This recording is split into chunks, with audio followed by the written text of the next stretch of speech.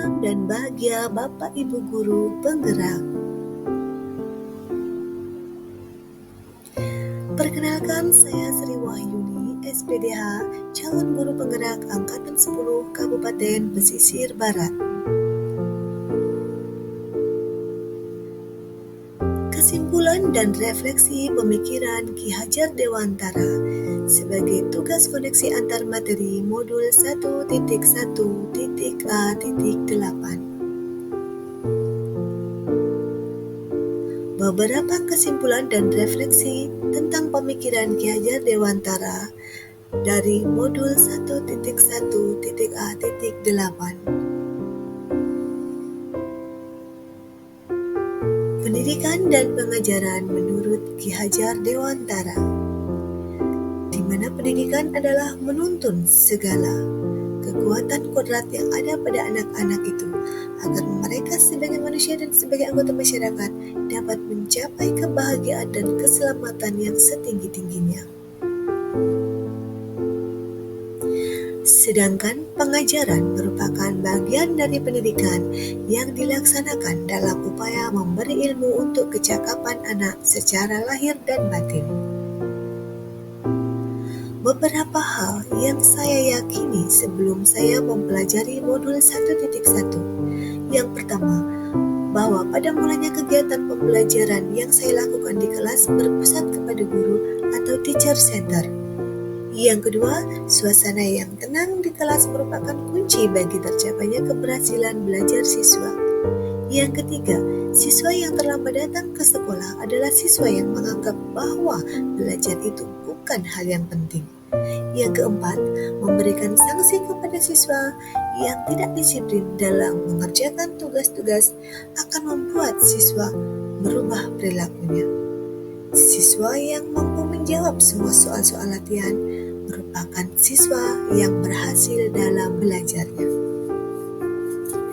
Namun setelah saya mempelajari modul 1.1 tentang pemikiran Ki Hajar Dewantara, saya menjadi tersadar bahwa pendidikan itu memerdekakan.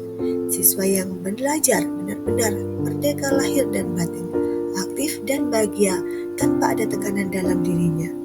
Dalam pembelajaran, siswa memperoleh pembelajaran sesuai dengan minat dan kemampuannya, sesuai kodrat alam yang dimilikinya. Peran guru sebagai fasilitator pembelajaran yaitu menyiapkan segala kebutuhan belajar murid, baik dari model pembelajaran dan bahan ajar yang sesuai dengan cara atau gaya belajar masing-masing, sehingga dengan begitu kebutuhan peserta didik dalam pembelajaran yang berbeda-beda akan terpenuhi. Yang berikutnya adalah pembelajaran yang menuntun. Kita sadari bahwa siswa yang datang ke sekolah berasal dari latar belakang yang berbeda-beda, baik sifat, kemampuan, dan kondisi lingkungan tempat tinggalnya. Kondisi lingkungan tempat tinggal yang ini akan berdampak pada perilaku anak dalam aktivitas pembelajaran di sekolah.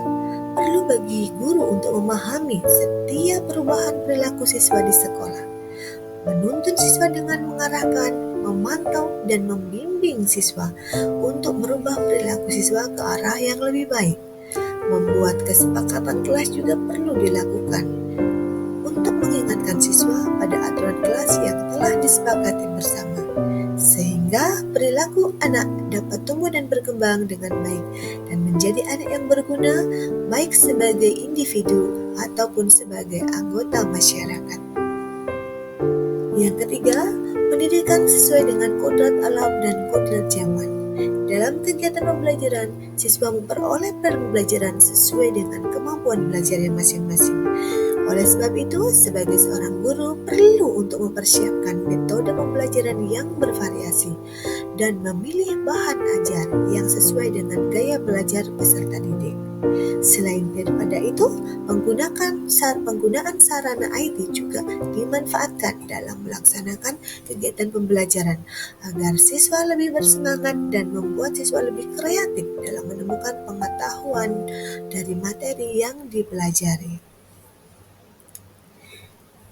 Dari sekian materi yang kita pelajari dari modul 1.1 dapat kita simpulkan bahwa Peran sebagai pendidik adalah menuntun, membimbing, mengarahkan, dan membawa anak-anak pada kebahagiaan yang setinggi-tingginya, baik sebagai makhluk individu ataupun sebagai anggota masyarakat.